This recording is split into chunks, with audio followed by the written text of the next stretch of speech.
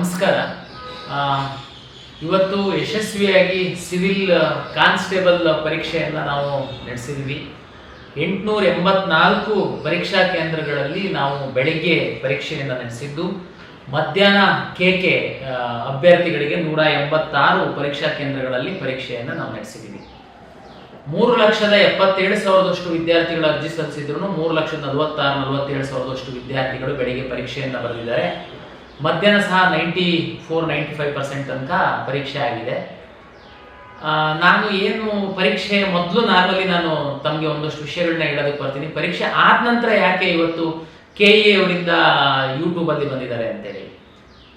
ನಾನು ಇವತ್ತು ನಡೆದಂಥ ಕೆಲವು ಘಟನೆಗಳನ್ನು ಸಾಮಾಜಿಕ ಜಾಲತಾಣಗಳಲ್ಲಿ ಅವರಿಗೆ ಬಂದಂತೆ ಪ್ರತಿಬಿಂಬಿಸುವಂತಹ ಕೆಲಸಗಳು ಆಗ್ತಾ ಇರುವಂಥದ್ದನ್ನ ನಾನು ಗಮನಿಸಿದ್ದೀನಿ.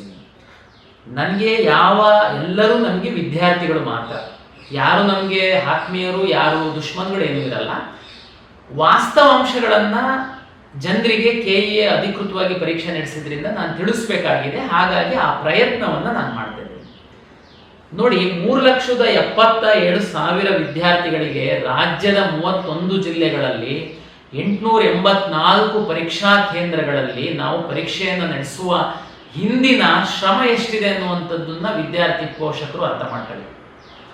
ಜೊತೆಗೆ ಮಾನ್ಯ ಮುಖ್ಯಮಂತ್ರಿಗಳು ಸ್ವತಃ 3.5 ಗಂಟೆ ಕಾಲ ವಿಡಿಯೋ ಕಾನ್ಫರೆನ್ಸ್ ಮಾಡಿ DC SP ಕಮಿಷನರಿಗೆ ಎಷ್ಟು ಇನ್ವಾಲ್ವ್ ಆಗಬೇಕು, ಯಾವುದೇ ಲೋಪ ಆಗಬಾರ್ದು, ಯಾವುದೇ ವಿದ್ಯಾರ್ಥಿಗಳಿಗೆ ಸಮಸ್ಯೆ ಆಗಬಾರ್ದು ಅನ್ನುವಂಥ ನಿರ್ದೇಶನವನ್ನು ಕೊಟ್ಟಿದ್ದಾರೆ. ಇಡೀ ರಾಜ್ಯದ ಎಲ್ಲ ಜಿಲ್ಲಾಧಿಕಾರಿಗಳು, SPಗಳು, ಕಮಿಷನರು ಈ ಪರೀಕ್ಷೆಯಲ್ಲಿ ಇನ್ವಾಲ್ವ್ ಆಗಿದ್ದಾರೆ. ಈಗ ಯಾವುದೋ ಒಂದು ಸಣ್ಣ ವಿಷಯಗಳನ್ನ ತಗೊಂಡ್ಬಿಟ್ಟು ಅವರಿಗೆ ಬೇಕಾದಂತೆ ಮನೆಯಲ್ಲಿ ಕೈಯಲ್ಲಿ ಮೊಬೈಲ್ ಇದೆ ಅಂತ ಸೋಷಿಯಲ್ ಮೀಡಿಯಾದಲ್ಲಿ ಬಾಯಿಗೆ ಬಂದಂತೆ ನೀವು ಬಿಂಬಿಸ್ಲಿಕ್ಕೆ ಹೊರಟು ಅಂತಂದ್ರೆ ಈ ಶ್ರಮಕ್ಕೆ ಪ್ರತಿಫಲ ಇರಲ್ವಾಗಿದ್ರೆ, ಮತ್ತೆ ಇದು ಈ ಹಿಂದಿನ ಬೇರೆ ಬೇರೆ ರಾಜ್ಯಗಳದ್ದು ಬೇರೆ ಬೇರೆ ಪರೀಕ್ಷೆ ಸಂದರ್ಭದಲ್ಲಿ ಏನು ಕ್ವಶನ್ ಪೇಪರ್ ಲೀಕೇಜು, ಟ್ರಾನ್ಸ್ಲೇಷನ್ ಗೊಂದಲಗಳು, ಮಿಸ್ಪ್ರಿಂಟು ಏನಾದರೂ ಆಗಿದೆಯಾ? ಎಷ್ಟು ಶ್ರಮ ಹಾಕಿ ನಾವು ಯಾವುದು ಅದಾಚುರ್ಯ ಹಾಕ್ದಂಗೆ ಮಾಡಿದ್ವಿ. ಓಕೆ, ಈಗ ನೇರವಾಗಿ ವಿಷಯಕ್ಕೆ ಬರ್ತೀನಿ. ಬಿಜಾಪುರ ಜಿಲ್ಲೆಯ ತ್ರಿಕೋಟ ತಾಲೂಕಿನಲ್ಲಿ ಒಂದು ಸೆಂಟರಲ್ಲಿ ವಿದ್ಯಾರ್ಥಿಗಳು 15 ನಿಮಿಷ ಲೇಟ್ ಆಗಿದೆ, 20 ನಿಮಿಷ ಲೇಟ್ ಆಗಿದೆ ಪ್ರಶ್ನೆ ಪತ್ರ. ಅವಾಗ ಆಕ್ಚುಲಿ ನಿಜವಾದ ವಿದ್ಯಾರ್ಥಿಗಳ ಬೇಡಿಕೆ ಏನಾಗಿರ್ಬೇಕು? 10ವರೆಗೆ ಪ್ರಶ್ನೆ ಪತ್ರಿಕೆ ಕೊಡುವ ಬದಲು ನೀವು 11 ಗಂಟೆಗೆ ಪ್ರಶ್ನೆ ಪತ್ರಿಕೆ ಕೊಡ್ತಾ ಇದ್ದೀರಾ ಅಂತಂದ್ರೆ ವಿದ್ಯಾರ್ಥಿಗಳ ಬೇಡಿಕೆ ಏನಾಗಿರ್ಬೇಕು? ನ್ಯಾಯಯುತ ವಿದ್ಯಾರ್ಥಿಗಳ ಬೇಡಿಕೆ 10ವರೆ ಬದಲು ನೀವು 11 ಗಂಟೆ ಕೊಟ್ಟಿದ್ದೀರಾ ಸ್ವಾಮಿ, ಹಾಗಾಗಿ ನಮಗೆ 30 ನಿಮಿಷ ಹೆಚ್ಚುವರಿ ಸಮಯ ಕೊಡಿ. ಇದು ನಿಜವಾದ ವಿದ್ಯಾರ್ಥಿಗಳ ಬೇಡಿಕೆ ಆಗಿರುತ್ತೆ. ಕರೆಕ್ಟಾ? ಓಕೆ. ಏನಾಯ್ತು? ಪರೀಕ್ಷಾ ಕೇಂದ್ರದಲ್ಲಿ ಬಂದಾಗ OMR ಕೊಟ್ಟಿದ್ದಾರೆ, ನೀವು ತುಂಬಿ ಅಂತ. ಓಕೆ, ರಿಜಿಸ್ಟರ್ ನಂಬರು, ನೇಮ್ ಎಲ್ಲ ತುಂಬಿದ್ದಾರೆ. ದೆನ್ ಕ್ವಶನ್ ಪೇಪರ್ ಕೊಟ್ಟಿದ್ದಾರೆ. ಅವಾಗ ಅವರಿಗೆ ಅನ್ನಿಸ್ತು, ನೋಡಿ ನನ್ನ ಮುಂದೆ ಇದೆ, ಇದು OMR ಇದೆ, ಇವತ್ತಿನ ಪರೀಕ್ಷೆದು ಪ್ರಶ್ನೆ ಪತ್ರಿಕೆ ಇದೆ. ನೋಡಿ, OMR ಅಲ್ಲಿ ಏನಿದೆ ಅಂತಂದ್ರೆ ದಿನಾಂಕ, ಅಭ್ಯರ್ಥಿಯ ಹೆಸರು, ನೋಂದಣಿ ಸಂಖ್ಯೆ, ವರ್ಷನ್ ಕೋಡ್, ಪ್ರಶ್ನೆ ಪತ್ರಿಕೆ ವರ್ಷನ್ ಕೋಡು, ಪ್ರಶ್ನೆ ಪತ್ರಿಕೆ ಕ್ರಮ ಸಂಖ್ಯೆ. ಒಂದು ವೇಳೆ ವಿದ್ಯಾರ್ಥಿಗಳ ಅರ್ಥ ಮಾಡ್ಕೊಳ್ಳಿ, ಪ್ರಶ್ನೆ ಪತ್ರಿಕೆ ಕ್ರಮ ಸಂಖ್ಯೆ ಏನಿದೆ ಅದು ಮತ್ತೆ ಉತ್ತರ ಪತ್ರಿಕೆ OMR ಕ್ರಮ ಸಂಖ್ಯೆ ಎರಡೂ ಒಂದೇ ಆಗಿದ್ದು ಅದು ಕಡ್ಡಾಯ ಆಗಿದ್ರೆ, ಕಂಪಲ್ಸರಿ ಆಗಿದ್ದಿದ್ರೆ OMR ಒಳಗಡೆ ಮತ್ತೆ ಈ ಪ್ರಶ್ನೆ ಪತ್ರಿಕೆ ಸಂಖ್ಯೆ ತುಂಬಿ ಅಂತೇಳಿ ನಾವು ಕಾಲಂ ಕೊಡ್ತಿದ್ವಾ? ಕಳೆದ 2.5 ವರ್ಷದಿಂದ ಪ್ರಾಧಿಕಾರದಲ್ಲಿ ನಾನು ಪರೀಕ್ಷೆಗಳನ್ನ ನಡೆಸ್ಕೊಂತ ಬಂದಿದ್ದೀನಿ. ಯಾವ್ದಾದ್ರು ಒಂದು ಪರೀಕ್ಷೆನಲ್ಲಿ OMR ಮತ್ತೆ ಪ್ರಶ್ನೆ ಪತ್ರಿಕೆ ಕ್ರಮ ಸಂಖ್ಯೆ ಒಂದೇ ಆಗಿರ್ಬೇಕು ಅಂತ ನಾವು ಇನ್ಸ್ಟ್ರಕ್ಷನ್ಸ್ ಕೊಟ್ಟಿದೀವ? ಅಂಥದ್ದೊಂದು ಕಲ್ಪನೆನ ಯಾಕೆ ವಿದ್ಯಾರ್ಥಿಗಳು ಮಾಡ್ಕೊಂಡು ಇದು ಅದು ಇಲ್ಲ, ಇದು ಇಲ್ಲ, ಇದು ಬೇರೆ ಬೇರೆ ಇದೆ. ರಾಜ್ಯದ ರಾಜ್ಯದಲ್ಲಿ ಎಲ್ಲೂ ಇಲ್ಲಿರುವಂತಹ ಅನುಮಾನಗಳು ಈ ವಿದ್ಯಾರ್ಥಿಗಳಿಗೆ ಬಂತು. ಓಕೆ, ಸರಿ, ಬಂದ್ರೆ ಏನ್ ಮಾಡ್ಬೇಕು ವಿದ್ಯಾರ್ಥಿಗಳು? ಇದು ವ್ಯತ್ಯಾಸ ಇಲ್ಲ ಅಂತಂದ್ರೆ ಏನ್ ಮಾಡ್ಬೇಕು? ಆ ಕಾಲೇಜಿನ ಪ್ರಾಂಶುಪಾಲರು ಎಡ್ಡಿರ್ತಾರೆ, ಅವರಿಗೆ ಬರಕ್ ಕೇಳಬೇಕು, ಅವರಿಗೆ ಕೇಳಬೇಕು, ಅವರು ಸಮಸ್ಯೆನ ಬಗೆಹರಿಸ್ತಾರೆ. ಓಕೆ, ಅವ್ರು ಹೇಳಿದ್ದು ನಿಮಗೆ ನಂಬಿಕೆ ಇಲ್ಲ. ನಮ್ಮ ಡೆಪ್ಟಿ ಕಮಿಷನರು, ADC, AC ಎಲ್ಲರೂ ಫೀಲ್ಡ್ ಅಲ್ಲಿ ಇದ್ರು. ಇವತ್ತು ಅರ್ಧ ಗಂಟೆ ಒಳಗಡೆ 20 ನಿಮಿಷದೊಳಗಡೆ ಅವರು ಸಹ ಬರ್ತಿದ್ರು. ಇದು ಯಾವುದು ಮಾಡದೆ ಈ ಒಂದು ಪರೀಕ್ಷಾ ಕೇಂದ್ರದಲ್ಲಿ ನೀವು ಕೆಲವು ವಿದ್ಯಾರ್ಥಿಗಳು ದಾಂಧಲೆ ಮಾಡ್ಕೊಂಡು ಇದು ಎರಡೂ ಬೇರೆ ಬೇರೆ ಇದೆ, ಹಾಗಾಗಿ ನಾನು ಪರೀಕ್ಷೆ ಬರೆಯಲ್ಲ ಅಂತ ಕಾಂಪೌಂಡ್ ದಾರಿ ಪರೀಕ್ಷಾ ಕೇಂದ್ರದಿಂದ ಹೊರಗಡೆ ಹೋಗ್ತೀರಾ ಅಂತಂದ್ರೆ ಇದ್ರ ಉದ್ದೇಶ ಏನು ನನಗೆ ಅರ್ಥ ಆಗ್ತಾ ಇಲ್ಲ. ನೋಡಿ, ನಾವಾಗಲೇ ಹೇಳಿದೆ, ಪ್ರಶ್ನೆ ಪತ್ರಿಕೆ ಲೇಟ್ ಕೊಟ್ಟಿದ್ದಾರೆ, ಓಕೆ, ನಿಮ್ಮ ಬೇಡಿಕೆ ಲೇಟ್ ಕೊಟ್ಟಷ್ಟು ಸಮಯನ ನನಗೆ ಕೂಡಿಸಿ ಕೊಡಬೇಕು, ಕರೆಕ್ಟಾ? ಅದು ನಾವು ಕೊಡಬೇಕು. ನಮ್ ತಪ್ಪಾಗಿದ್ರೆ ಲೇಟಾಗಿ ಕೊಡೋದು ನಾವು ಕೊಡಬೇಕಾಗತ್ತೆ. ಓಕೆ, ಪ್ರಶ್ನೆ ಪತ್ರಿಕೆ OMR ಸಂಖ್ಯೆ 2 ಸೀರಿಯಲ್ ನಂಬರ್ ಒಂದೇ ಆಗಿರ್ಬೇಕು ಅನ್ನುವ ಯಾವ ನಿಯಮವೂ ಇಲ್ಲ, ಯಾವ ಕಂಡೀಷನ್ಸ್ ಅಲ್ಲೂ ನಾವು ಹೇಳಿಲ್ಲ. ಅದಕ್ಕೇನೆ ನಾವು OMR ಅಲ್ಲಿ ಪ್ರಶ್ನೆ ಪತ್ರಿಕೆದು ವರ್ಷನ್ ಕೋಡ್ ತುಂಬಿಸ್ಕೊಳ್ತಾ ಇದೀವಿ. ಓಕೆ, ಅದು ಆಯ್ತು. ಕೆಲವು ವಿದ್ಯಾರ್ಥಿಗಳಿಗೆ ಏನಾದ್ರು ಅನುಮಾನ ಬಂದಿರಬಹುದು, ಓಕೆ ಇದು ವ್ಯತ್ಯಾಸ ಇಲ್ಲಲ್ಲ, ನಾಳೆ ಓಕೆ, ನೀವೆಲ್ಲ ಕ್ಲಾರಿಫೈ ಮಾಡ್ಕೊಳ್ಬೇಕು. ಪರೀಕ್ಷಾ ಕೇಂದ್ರದಿಂದ ಹೊರಗಡೆ ಹೋಗಿ ಕಾಂಪೌಂಡ್ ದಾಟಿ ಹೋಗಿ ಹೊರಗಡೆ ಯಾರ ಹತ್ರ ಕ್ಲಾರಿಫಿಕೇಶನ್ ಮಾಡ್ಕೊಳಕ್ ಹೋಗಿದ್ರಿ ನೀವು? ಪ್ರಾಂಶುಪಾಲರು ಒಳಗಡೆ ಇದ್ರು, ಇನ್ವಿಜಿಲೇಟರ್ ಒಳಗಡೆ ಇದ್ರು, ಫೋನ್ ಮಾಡಿದ್ರೆ DC ಓಡಿ ಬರೋರಲ್ಲಿಗೆ. ನೀವು ಕಾಂಪೌಂಡ್ ನೆಗೆದು, ಓಕೆ ಕಾಂಪೌಂಡ್ ನೆಗೆದು ಏನಿದೆ ನಿಮ್ಮ ಹಾಲ್ ಟಿಕೆಟ್ ಅಲ್ಲಿ ಹಿಂದೆ ತಾವು ತೆಗೆದು ನೋಡಿ. ಎಲ್ಲ ವಿದ್ಯಾರ್ಥಿಗಳು ಬಹಳ ಸ್ಪಷ್ಟವಾಗಿ ಹೇಳಿದೀವಿ, ಯಾವುದೇ ಕಾರಣಕ್ಕೆ ಪರೀಕ್ಷೆ ಮುಗಿದ ನಂತರ ವಿದ್ಯಾರ್ಥಿ ಹೊರಗಡೆ ಹೋಗ್ಬೇಕು. ಕೆಲವೊಮ್ಮೆ ಏನಾಗುತ್ತೆ, ತುಂಬಾ ಇಂಟೆಲಿಜೆಂಟ್ ಇರೋ ವಿದ್ಯಾರ್ಥಿ 1.5 ಗಂಟೆ ಬದಲು 1 ಗಂಟೆಗೆ ಪರೀಕ್ಷೆ ಬರೀತಾನೆ ಅಂತ ಅನ್ಕೊಳ್ಳೋಣ, ಆದ್ರೂ ಅವನು ಹೊರಗಡೆ ಹೋಗಂಗಿಲ್ಲ. ನಮ್ದು ನಿಯಮ, ನೀವು ಕೂರ್ಲೇಬೇಕು ಪರೀಕ್ಷೆ ಮುಗಿಯ ತನಕ. ಅಂಥದ್ರಲ್ಲಿ ನೀವು OMR ಕ್ವಶನ್ ಪೇಪರ್ 2 ತಗೊಂಡು ಹೊರಗೆ ಹೋಗಿದ್ದೀರಾ. ಏನಿತ್ತು ನಿಮ್ಮ ಉದ್ದೇಶ? ರಾಜ್ಯದಲ್ಲಿ 3,77,000 ವಿದ್ಯಾರ್ಥಿಗಳು ಪರೀಕ್ಷೆ ಬರೀತಿರುವಾಗ ನಿಮ್ಮ ಸೆಂಟ್ರಲ್ಲಿ 314 ವಿದ್ಯಾರ್ಥಿಗಳಿದ್ದೀರಾ.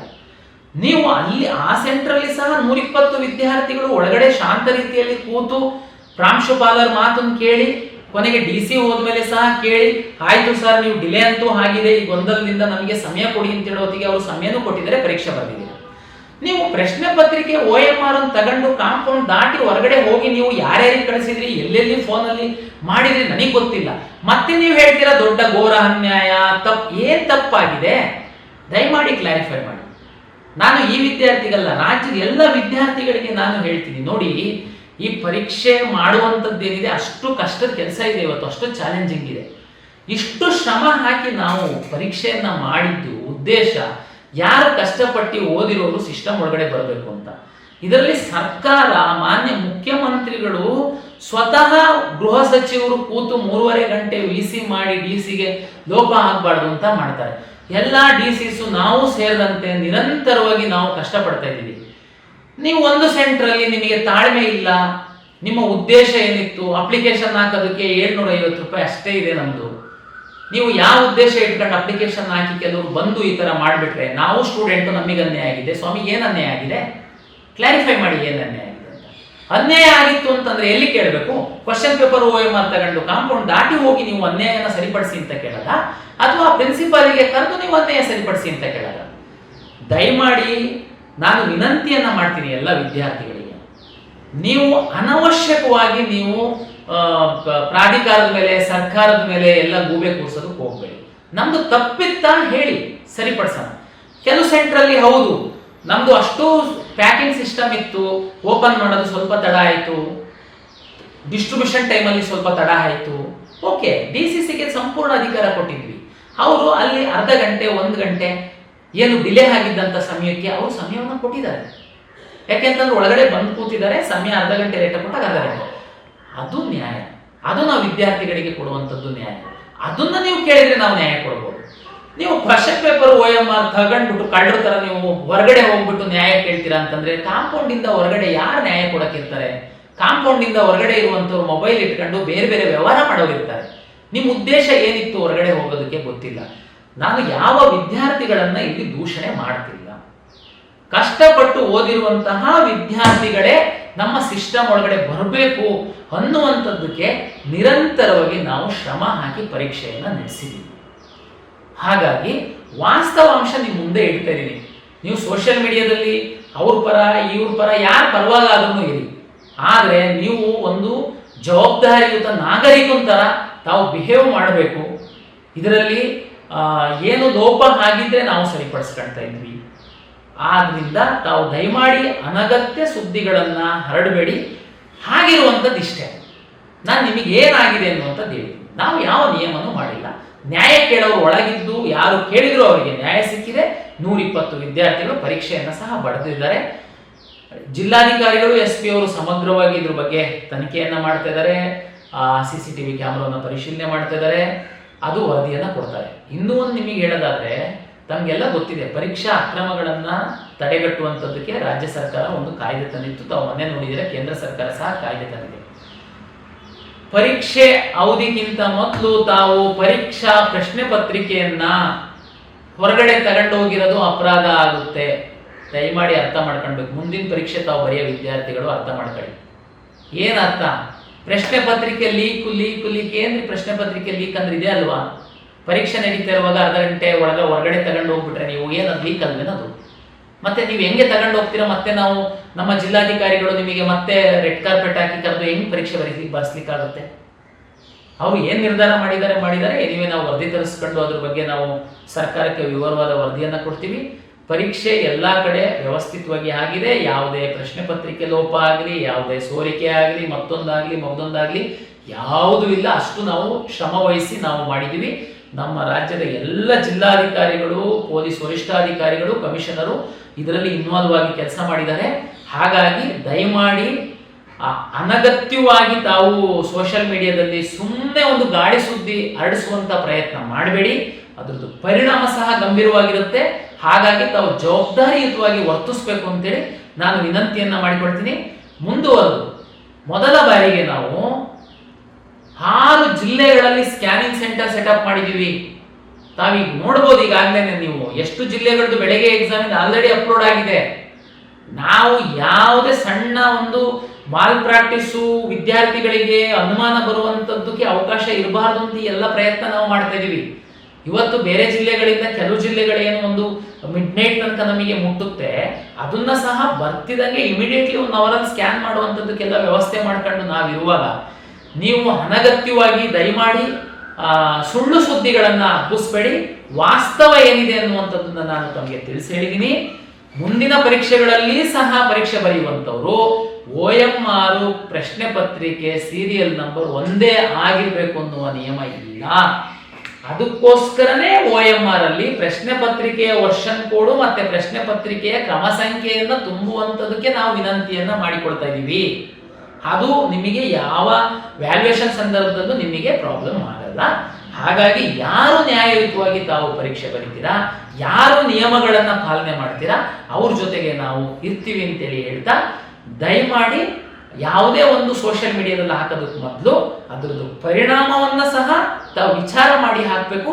ಸತ್ಯಾಸತ್ಯತೆಯನ್ನ ಸಹ ತಿಳ್ಕೊಂಡು ಹಾಕಬೇಕು ಅನ್ನುವಂಥದ್ದು ಎಲ್ಲ ವಿದ್ಯಾರ್ಥಿಗಳಲ್ಲಿ, ಪೋಷಕರಲ್ಲಿ ಪ್ರಾಧಿಕಾರದ ವತಿಯಿಂದ ವಿನಂತಿಯನ್ನ ನಾನು ಮಾಡ್ಕೊಳ್ತೀನಿ. ನಮಸ್ಕಾರ.